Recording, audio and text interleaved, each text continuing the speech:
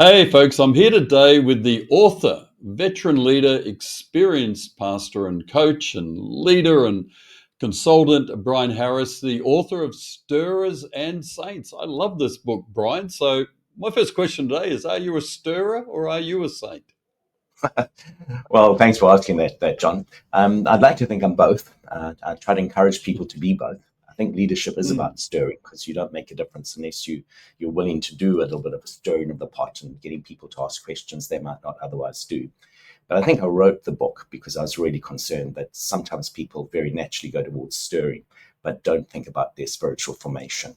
And I think that if you're mm. not both a stirrer and a saint, or a saint who also stirs, then you land up with all kinds of problems. And we've seen just far too many dramatic leadership failures, and the harm that comes from that is terrible. So the book is intended to be practical and to say, like, everyone knows they should be spiritually formed. There's almost a no-brainer in that, but how? Like, what should we do? What are disciplines that are helpful for us?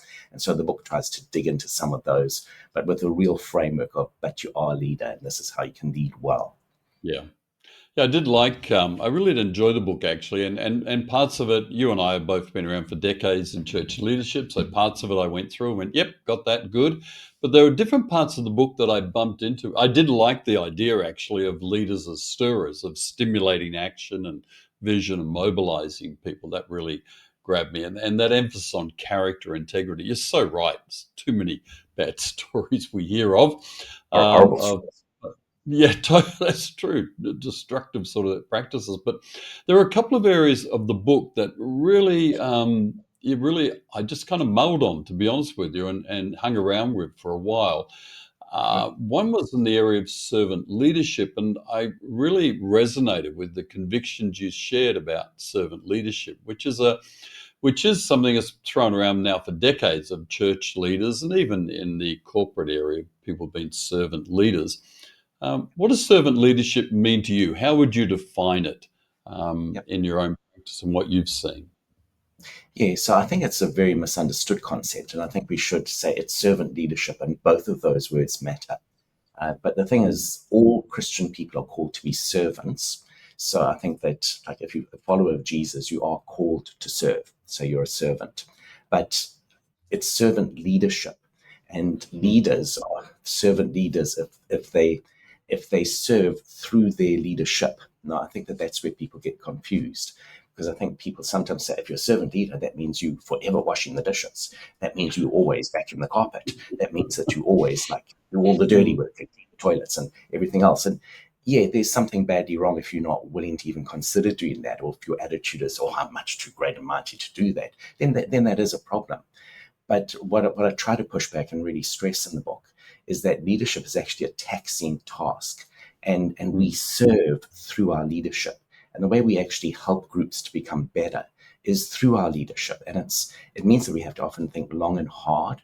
And to be completely frank, I mean, I find it much easier to pack chairs than I do to evaluate a meeting, to That's true. strategize, to find which combination of people will work together best. How are we going to Mm. solve this problem? Like these are all significant leadership tasks that you have to do, and we serve the group when we say, like, how will this group be best served? And I'm here to serve because I'm a servant, but I'm Yeah, serving through my leadership. And I think yeah. when we remember that both those words really matter, it's not just about serving, but it's a particular kind of service that we're looking for. Then I think that we all flourish. I think it's one of the best examples I've heard of unpacking this phrase and defining it, because you're right. I think it can end up in some circles of, oh, you're meant to be a servant leader. In other words, wash the dishes, do the Yeah. menial tasks, but to actually break it down, and that's a brilliant phrase, Brian. That'll travel a long way with me for a long time. I may be quoting you for a while on this, but to serve Feel free. through your leadership, I think it's just a great way to define it. That probably does help pastors who feel a bit like they've been a bit smashed and bashed by, oh, you got to be a servant leader. Well, I'm not washing that many dishes, so what does it Yeah. mean? But could you give us an example of? I know you've pastored, you lead in an organisation called Avanar. You've been involved in Bible college scenarios, seminaries. Give us an example of how you've served through your leadership with the teams you've led over the years. Yeah, sure. So if we go back to 2009, I was principal of a seminary, and the seminary was going well, and Mm, and that was great. And I was approached by Kerry, Kerry, which is a church and a school and a number of other organisations, and they had kind of hit a kind of a bit of a block in terms of their growth, and they mm, had all kinds of hopes for the future, but nothing was happening. There'd been some extraordinary gains from the past, but definitely at that plateau point. And they approached me at that time and said, "Then we'd really like to bring you on board in some way. Could you serve as senior pastor of the church while you're still heading up the seminary?" And that was a pretty tough ask. And I realized that perhaps I could do that, but I needed to be very clear that it would be as a servant leadership. In other words, someone who was serving through my leadership, that I could help mm, to bring a bit of stability to the church. But that the best way I could serve the group was to actually say to them, "Lynn, you have some extraordinary people here. You have people of such great competence. You've done astonishing things in the past. Now you just have got yourself into a bit of a muddle of your thinking. Let's clarify where we're going. Let's clarify what we can actually achieve, and let's commit ourselves to that." And so probably the most significant thing I did that time was to help the Kerry group to devise mm, what came to be called the Kerry 2014 document, which was just mm, really a strategic plan saying, we believe this is where God is calling us to, and we can do it. And amongst other things, that they committed to purchasing a new campus and starting a new school and starting a new church and starting a mm. cafe. There were a number of Wow. fairly major commitments, all of which have come about. Now, let me be very, very clear. I did not do those things. My goodness, the amount of background work that there was to find the right block of land and to get the permissions and to get everything going. I did not do that. There were other people on the ground. I was still principal of the theological seminary and still preaching regularly at the church. But what I was doing was that I was saying, we can do this. Like, I'm confident this is the right direction, and God's got this, and we've got this. And when people start to believe in themselves, the thing that changed was that they moved from, we're going around in circles, we've got all this Mm, ability, but we're not going anywhere, to, we know what we're doing now. Like, we've got a mission, it's clear, and we're going to actually get there. mm. And that came at fair personal cost. To be honest, it's not easy to be in two places, to be overseeing two things. I think I Yeah. was pretty exhausted by the end of it, but I still look back at it and say, and I think that's one of the most satisfying leadership periods I've had. And I think it was actually servant leadership, not in a bragging kind of a way, but that Mm, I did serve and doing what is the key leadership task, which is essentially saying to a group, this is where you could go. Come on, people, we yeah. can actually get there. We can do this. Let's get moving. It's God has called us to this, and it's within our reach, and it has been, and the journey carries on. Yeah, wow. That's definitely serving through leadership. I love it. If you bumped into a pastor who was kind of struggling with the idea of, hey, I've kind of understood servant leadership as being this more wash the dishes, stack the chairs, do those sort of things, and they're struggling with how to kind of serve through leadership, what would be one tip or a couple of tips you would give to them to make the shift from that servile leadership, I call it, into more serving through leadership? What would be one tip you'd give them to kind of move them out of that sense of I'm just meant to be a servant around here? So I think we sometimes mystify leadership a little bit too much, and Mm, we are too dependent on charismatic models of leadership. So we think, like, if I say to someone, like, be a better leader or something, then they think I must be louder, I must be bigger, I must be all kinds of things. And I'm not convinced that that's true at all. Leadership is yeah. about clarity, it's about consistency, it's about knowing where you're going, it's about turning up regularly, it's about building credibility, and it's actually Mm, about what happens to those who follow in your lead.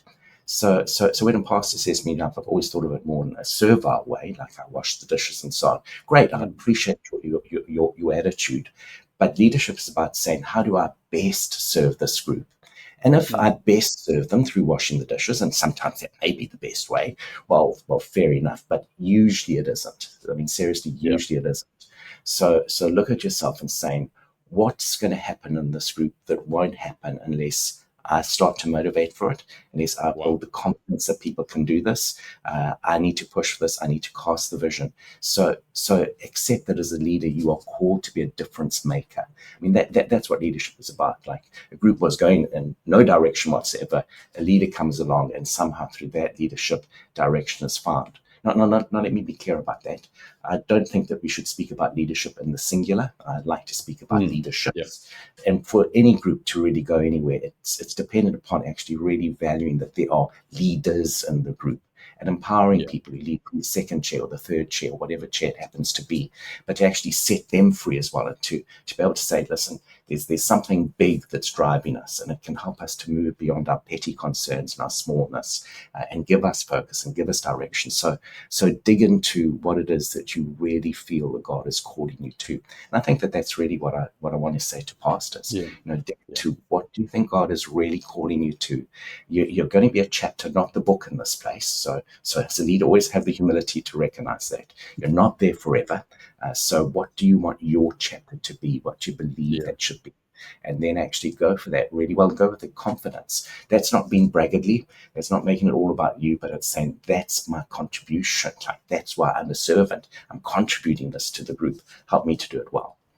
Yeah, I think that's great advice. I think to get some clarity and then lead with the group of people God's given you. Now, in the book, there'll be a link in the description below. Grab the book. There's an audio book as well, which I've discovered Yep. talking to Brian today. Of the book, you talk about quiet leadership. You also got another book called "The Tortoise Usually Wins." So Yep.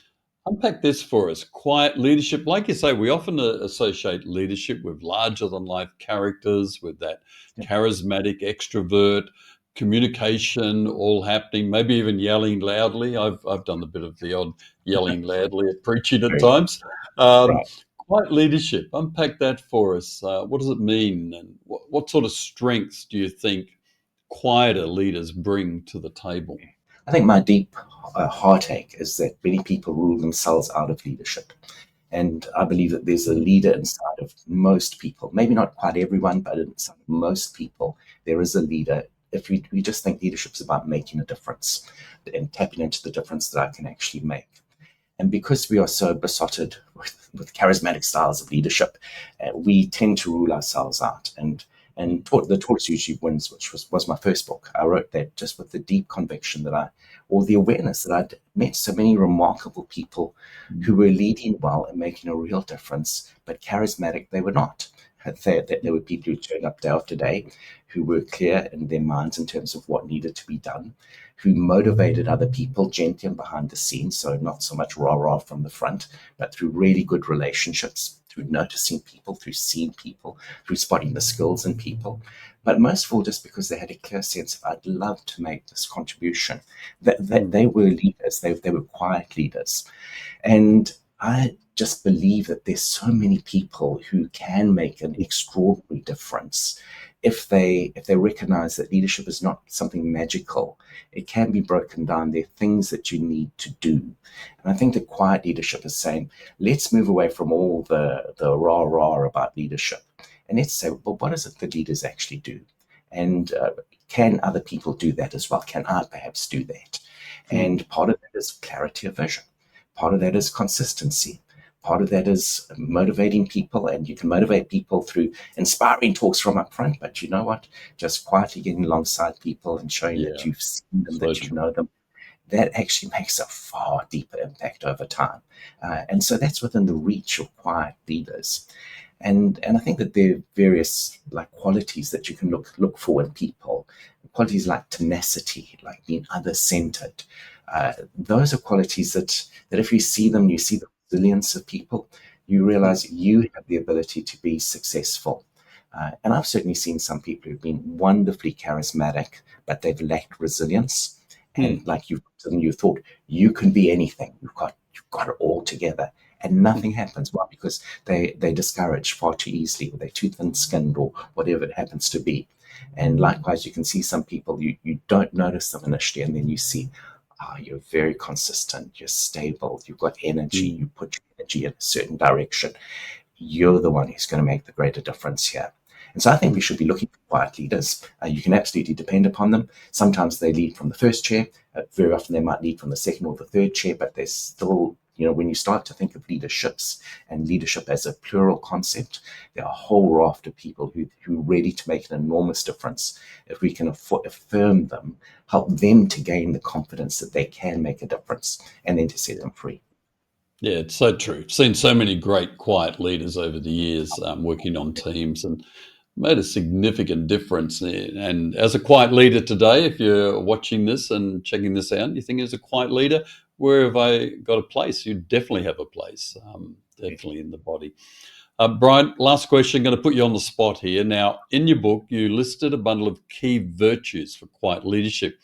I'm going to get you to pick the most essential one. Now, you're going to tell me they're all essential. I know what you're going to do. Well, they I'm going are. to get, yeah, I know, I know. We'll assume they're all essential, but what is the most essential? Here we go: modesty, restraint, tenacity, Mhm. interdependence, and other centeredness. So there's five there: modesty, restraint, tenacity, interdependence, and other centeredness. I'm going to get you to pick one as Okay. wow, that's kind of top of the pops just today, just top of the Okay. premiership table today. For today. And the greatest of these is, well, for today, That's I'd it. say the greatest of these for today is tenacity, I think. Yeah. Because leadership does have real discouragements along the way. And it's about Mm, actually seeing things through. And it's not being thrown. It's to, in fact, sometimes to say something's gone wrong and to be able to welcome that as a friend. mm, So much is about attitude. And if we see something going wrong, say, great, we will be stronger because of this. We will become more resilient. We will band together. Like it's being tenacious enough to keep going, even when the headwinds start to come against you. Like if you don't do that, unfortunately, you will give up because there will be discouragements along the way. mm. But the tenacious keep going and therefore they get to the other side. So, yes, I do think they're all important. But if I've got to pick one, I think that's the one I'm picking, which is closely Which linked to resilience, which is not a word I use there, but like resilience is extraordinarily important. yeah, totally. Yeah, I put you on the spot there. Thanks for playing along. You're correct. Grab the book, Stirrers and Saints. Highly recommend it. And Pastor, I'd encourage you to even read this book of a bunch of younger leaders or even older leaders in your church, emerging leaders. People you want to develop in leadership, this is a great book, I think, for developing leaders. And even myself, who have probably read a squillion leadership books, I just found the elements of quiet leadership, servant leadership so helpful in this. So, Brian, thanks so much for joining us today. John, thank you so much. An absolute pleasure to be with you.